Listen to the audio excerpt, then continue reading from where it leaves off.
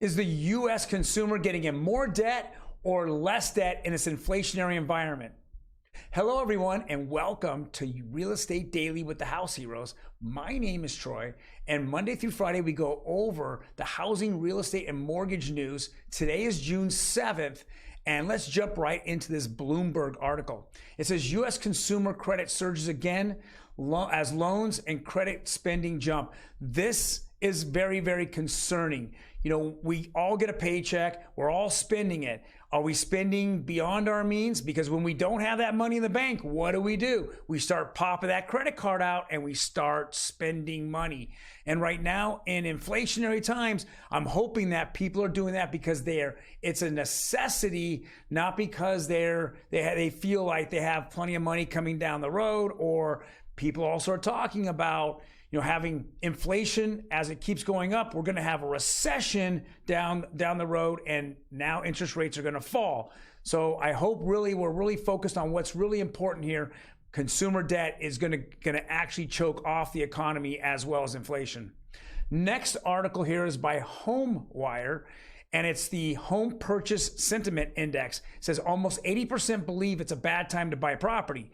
Well, as we keep getting bombarded by negative news, obviously the Fed raising rates, quantitative tightening, Diana Olick telling you every day on CNBC News, you know, hey, it's a bad time to buy. The mortgage rates are going up. The inventory is going down. It's crazy as pricing, you know, values go up.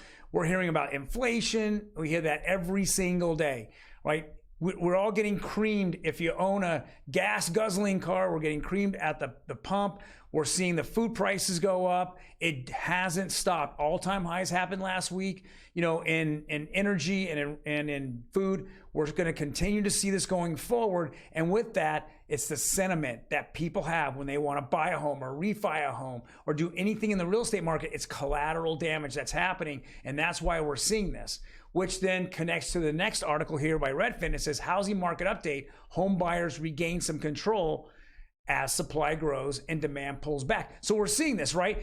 Before, for the last 2 or 3 years, what do we have? It was a seller's market.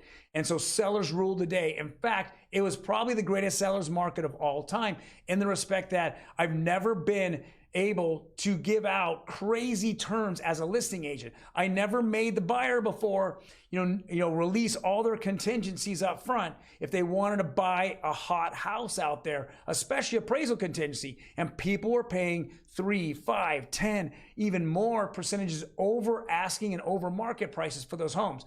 Well, now we're starting to see that turn a little bit. And now the buyers have kind of regained control, as they call it here. I call it a neutral market. A neutral market means that the buyers and sellers are now on the same playing field. Now, there are outliers such as, homes that are really been updated, the best things put in them. You have just completely redone. Those homes are still going to stay hot. Entry level homes are red hot. I showed them this weekend. Every single home had 3 to 4 offers on it. In fact, one of them we put an offer on has a dozen offers. So it's not that the buyers have gone away, but those entry level and those hot areas with those really updated properties, they're still hot. They are the outliers. But in a lot of other instances, we're seeing the buyers now and the sellers on more of a level playing field. The last here is the mortgage rates. So if we're looking at it, we saw a little bump yesterday, which is a little concerning, but the 30-year conforming conventional went up almost 9 basis points to 5.5. 15-year and the 30-year jumbo didn't really change, but FHA took an 8% bump as well. So we know that quantitative tightening is now happening, which is going to affect directly those interest rates. And we're going to see how long they affect them. So we're expecting this bump to happen probably throughout the week. And then we're going to see where the mortgage companies are going to come out of this. We're going to see how the bond market is affected by quantitative tightening and how the economy and inflation is going to be, reacting to all this. So guys, if you like what we're talking about, hit that like button. Otherwise, smash that subscribe button. We love to see this subscriber base continue to grow and grow and grow. I give you 5 to 10 minutes of content every single day, kind of wrapping up what's happening in the mortgage and real estate markets. Otherwise, if you have any comments or questions, please leave in the comment section. I'm more than happy to answer them for you. You guys have a fantastic day. And tomorrow, I'm going to have Ryan do the segment of Real Estate Daily. So guys, get ready. He's excited. He's anxious to do it. Don't see him sweat. Take care.